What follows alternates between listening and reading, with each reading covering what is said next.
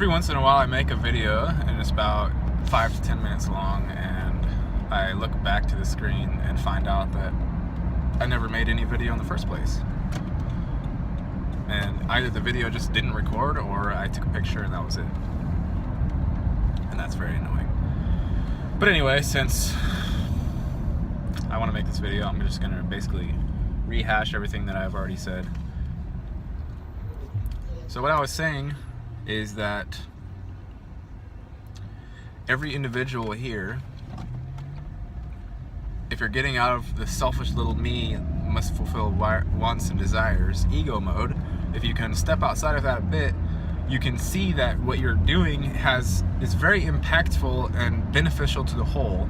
If you consider your higher self or your oversoul, the group aspect, whatever it is that benefits from all of the human beings that are down here on Earth, giving data points, so to speak.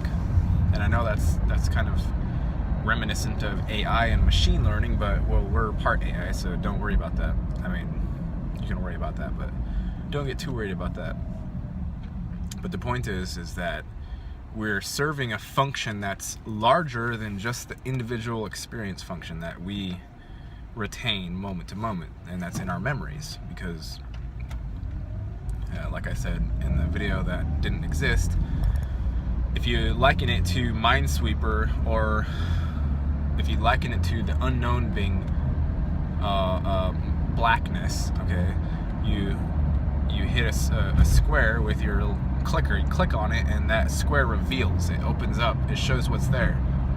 So if you compare that to your own particular life, every single thought, emotion, experience, heartache, everything that you go through, every emotion, every subtle logical twist, every subtle twist and turn of the thought forms,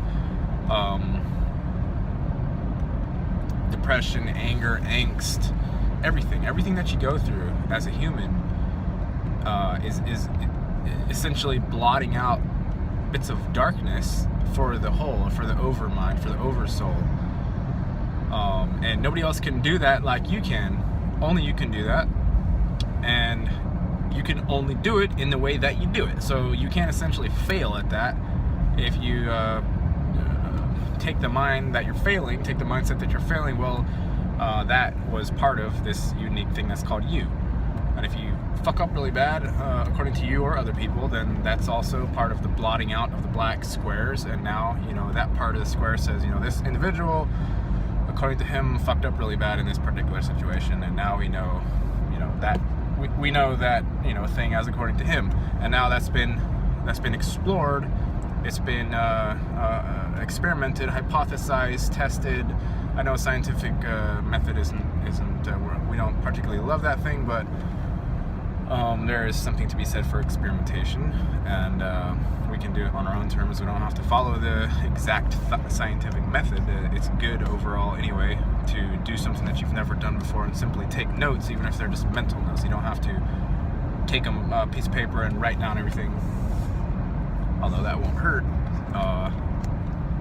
You can do it mentally. So like I said, only you can do it. Only you can be you, and you can't fail at it. You can fail at it, and you can't fail at it, and only you can do it. And you're acting as a very valuable piece of the whole. If you consider it maybe research or R&D, you're doing R&D for the overmind, for the oversoul. And if you also remember that your little particular drama, or your current particular drama, when compared to the whole, if you just imagine everyone that's incarnated right now, if you imagine that all of those people are each individual piece contributors to the overmind, even if they were to all be human, which I don't think they are,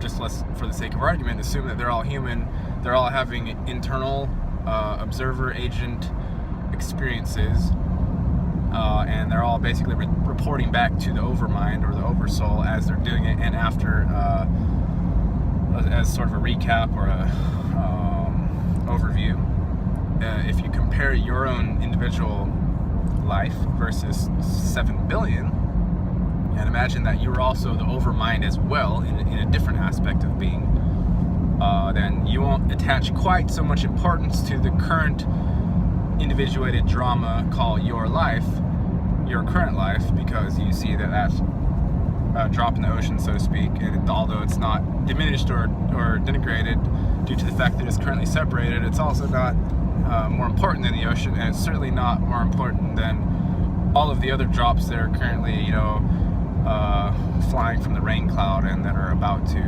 re-merge with the ocean. They're just drops having dramas on the way down about, landing on birds or hitting a hurricane or, whatever, splatting on top of a windshield. All these dramas that raindrops go through, those dramas, although they're very important to the raindrop on the way down, once the thing plops into the ocean, it's just like, it's like, oh, yeah. And all those things will be as if they never existed in the first place. But just to remember that you're doing a very important job, and by the time you get back to the ocean, you're going to have forgotten about all the traumas and pains and dramas. So enjoy them while you're here. Enjoy your drama, enjoy your pain and trauma, enjoy your angst and your bitterness and all these other things, negative things that seem so horrid and ugly to you. Don't worry about that so much. You got to go through them anyway, so don't judge yourself so harshly. And do something different, be a unique raindrop. You don't need to don't just be the raindrop that doesn't ever break into 15 other raindrops by hitting into something. Do something unusual. Be really unique. You're unique anyway, but be like super unique. Yeah. Okay. This raindrop's gotta go on its way, flying toward the ocean, baby. All right.